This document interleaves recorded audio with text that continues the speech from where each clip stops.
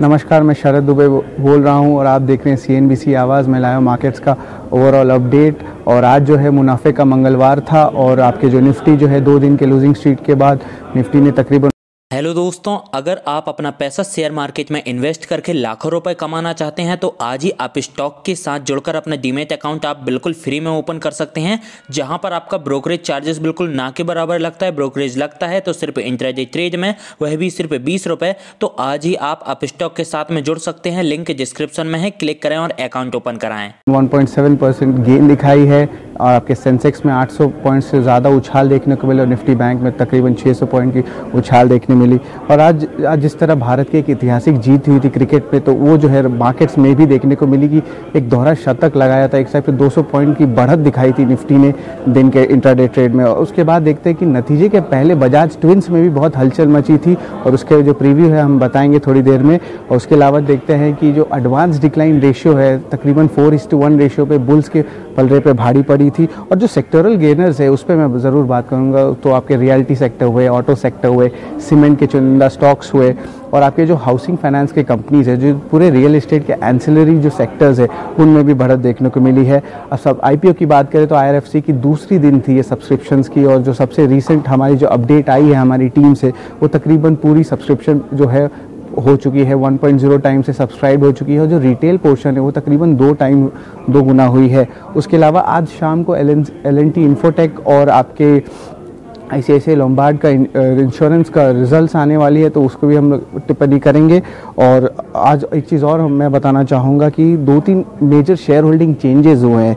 जो क्वार्टरली का जो शेयर होल्डिंग पैटर्न्स दिखाया जाता है उस पर हम लोग फोकस करेंगे। तो सबसे पहले हम लोग देखते हैं कि JK टायर में सचिन बंसल का नाम आया है, जो 1.34% स्टेक दिखाया गया है। सचिन बंसल एक्स फ्लिपकार्ट के को फाउंडर थे।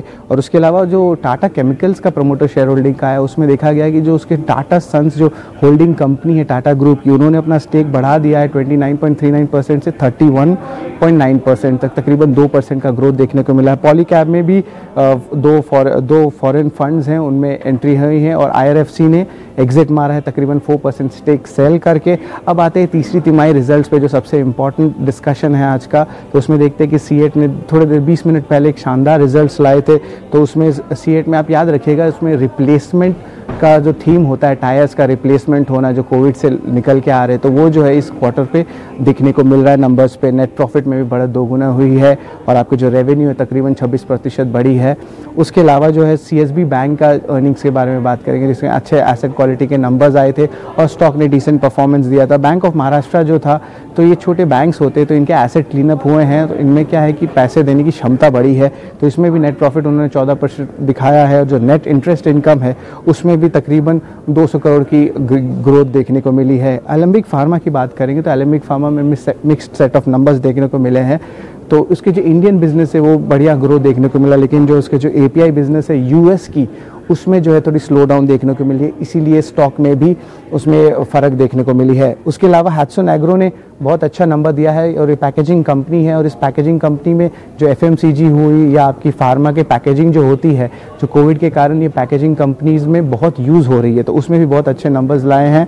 तो अब तकरीबन मार्जिन्स में भी एक्सपेंशन हुई है, कॉस्ट एफिशिएंसी से तकरीबन 15% की, और जो रेवेन्यू की ग्रोथ है तकरीबन 4% की, और नेट प्रॉफिट में ऑलमोस्ट 2 गुना प्रॉफिट आया है, अराउंड 68 करोड़ रुपीज़ के लिए। DCM श्रीराम के बारे में बात करेंगे, वो भी एक अच्छे सेट ऑफ नंबर्स लाए थे, जिसमें आपके जो नेट प्रॉफिट में तकरीबन 50% की ग्रोथ हुई है और आपके जो रेवेन्यू है उसमें तकरीबन 1.5% की ग्रोथ हुई है 2200 करोड़ तक। बोर्ड ने एक और मंजूरी दी है, 1000 करोड़ का इन्वेस्टमेंट करेंगे अब उसके कमर्शियल यूनिट पे, जो उसके गुजरात के स्टेट में है। टाटा मेटालिक्स के भी अच्छे नंबर्स आए थे, जिसमें आपके जो रेवेन्यू की ग्रोथ तकरीबन 1.5% हुई है और नेट प्रॉफिट में 64% ग्रोथ हुआ है। बट स्टॉक जो है ज़्यादा रिएक्ट आज नहीं कर पाया। और उसके अलावा जो 2 बड़े जो नंबर्स हैं जो कल आने वाले हैं उस पर हम लोग चर्चा करेंगे। सबसे पहले आता है आपके बजाज फाइनेंस। सो बजाज फाइनेंस में एक्सपेक्टेशंस है कि तकरीबन जो नेट इंटरेस्ट इनकम है वो तकरीबन 10% डाउन होगा ईयर ऑन ईयर, तकरीबन 4443 करोड़ में।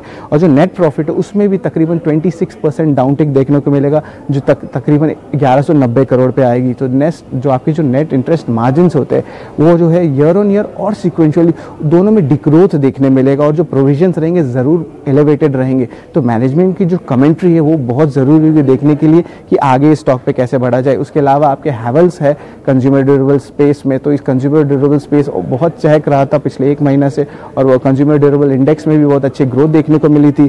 तो इसमें क्या है कि ग्रॉस मार्जिन जो है स्टेबल एक्सपेक्टेड है, और जो आपका एबिटा ग्रोथ है वो होगी आपकी कॉस्ट कंट्रोल से। और उसके अलावा जो लॉयड की बिजनेस है उसका जो मैनेजमेंट आउटलुक है वो बहुत इंपॉर्टेंट होगा। रेवेन्यू हैवेल्स एक्सपेक्टेड है 17% का अपटिक देखने को मिलेगा, और एबिटा में तकरीबन 43% का अपटिक देखने का अनुमान है। मैनेजमेंट का जो कमेंट है मार्केट शेयर में और चैनल चेक में वो बहुत इंपॉर्टेंट होगा, क्योंकि अब डीस्टॉकिंग भी स्टार्ट होगी और आपके समर सीजन के जो इन्वेंट्रीज होते हैं वो भी देखने लायक होंगे। और जो निफ्टी गेनर्स के बारे में आज बात करें तो हिंडाल्को, HDFC और बजाज ट्विंस के बारे में हमने कहा था। और मिड कैप गेनर्स में आपके LTTS थे, इंडिया फर्स्ट बैंक थे, और जो हाउसिंग फाइनेंस कंपनीज के बारे में हमने कहा था, और अपोलो टायर्स भी थे।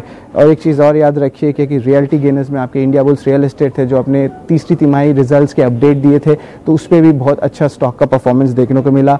शोभा ओबरॉय रियल्टी ने भी 4 से 6% का ग्रोथ देखने मिला, और DLF जो था जो अपने 6 ईयर हाई को आज टच किया। और जो रिजल्ट गेनर्स है हम लोग डिस्कस कर चुके हैं। धन्यवाद।